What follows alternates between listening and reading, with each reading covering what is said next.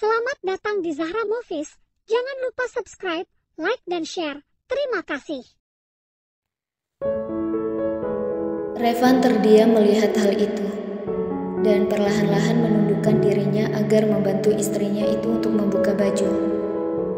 Hana berdiri dari duduknya, agar Revan bisa dengan mudah membuka pakaiannya dan memakaikannya handuk. Karena jujur saat ini ia sama sekali tidak bisa menggerakkan tangannya untuk membuka pakaiannya.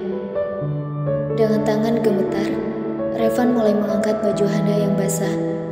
Ia terus saja menelan salivannya dengan susah payah saat melihat perut rata istrinya.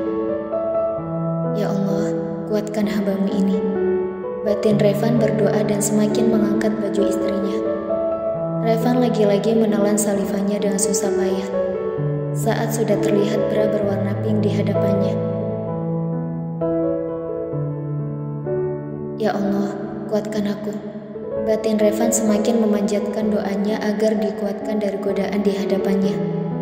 Meski sebenarnya ia bisa saja langsung menerkam istrinya, tapi melihat keadaan Hana sekarang membuat ia tidak tega. Baju Hana telah terlepas, kini tinggal jalanannya saja. Revan memejamkan matanya perlahan, godaan yang mungkin akan membuat pertahanannya goyah seketika. Revan berjongkok lalu segera membuka kancing celana jeans milik Hana. Ia memejamkan matanya saat menarik turun celana jeans istrinya itu. Hana, kamu duduk lagi, biar aku bisa narik celananya cepat, ucap Revan tanpa membuka matanya yang terpejam. Hana menurut dan duduk seketika lalu dengan cepat, Revan menarik celana Hana hingga terlepas dari kaki istrinya. Revan menghembuskan nafas lega dan segera membuka matanya tanpa mengenakan handuk itu pada tubuh istrinya. Revan tercengang dengan apa yang ia lihat sekarang. Sesuatu di bawah sana kembali terbangun ingin segera dipuaskan. Dengan cepat, Revan meraih handuk itu lalu melilitkannya pada tubuh Hana. Ia bernafas lega saat bagian dada dan bawah istrinya tertutup dengan handuk. Tapi matanya malah tertuju pada leher putih istrinya yang membuat sesuatu itu semakin mengeras. Saya mandi dulu, ucap Revan lalu berlalu ke kamar mandi dengan cepat. Hana mengerjapkan matanya beberapa kali, lalu segera menaikkan dirinya di atas tempat tidur dan melilitkan selimut pada tubuhnya yang kedinginan.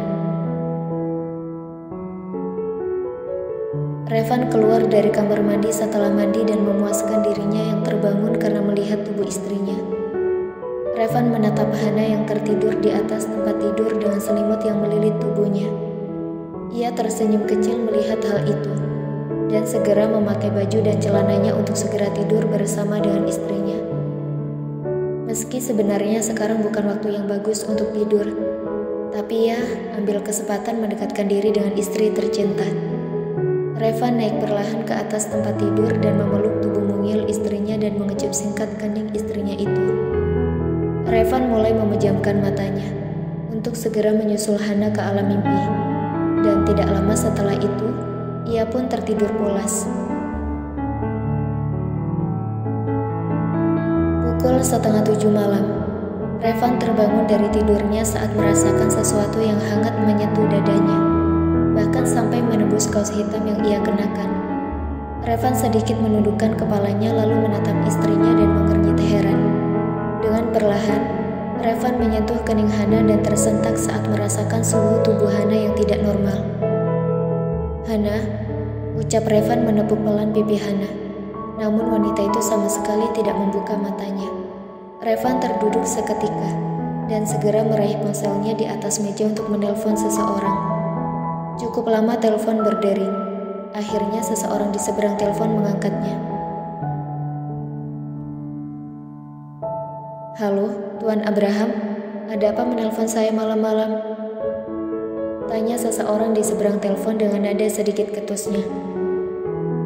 Dr. Gavin, bisa segera datang ke rumah saya. Istri saya sakit, Dok. Saya mohon secepatnya Anda kemari, ucap Revan lalu memutuskan panggilan sepihak. Ia segera beranjak dari tempat tidur mendekat ke arah lemari pakaian, mengambil baju tidur untuk Hana kenakan. Karena jelas jika ia tidak ingin Dr. Gavin melihat tubuh istrinya.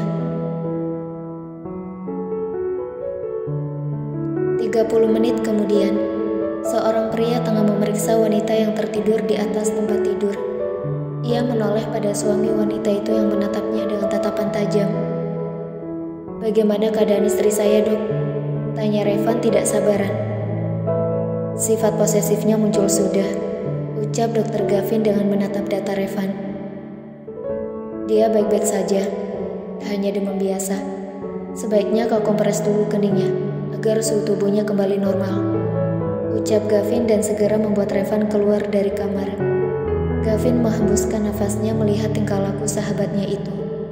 Selalu saja formal jika berbicara padanya. Gavin terkejut saat pintu kamar terbuka secara tiba-tiba, membuat ia terlonjak kaget dengan mengelus dadanya. "Keluar dari kamarku," ucap Revan dengan menatap tajam pada Gavin. Pria itu terdiam sejenak, lalu memutar bola matanya malas dan bergegas keluar dari kamar itu sebelum sahabat formalnya itu mengamuk. Revan menuruni tangga dengan tergesa-gesa untuk segera tiba di dapur dan menyiapkan air hangat untuk mengompres kening istrinya. Sedang Gavin yang melihat hal itu hanya menatap datar pria formal itu. Ini pertama kalinya dia melihat Revan takut seperti ini karena seorang wanita. Sepertinya dia sudah menyukai istrinya, batin Gavin, dan kemudian berjalan santai ke arah sofa ruang tamu.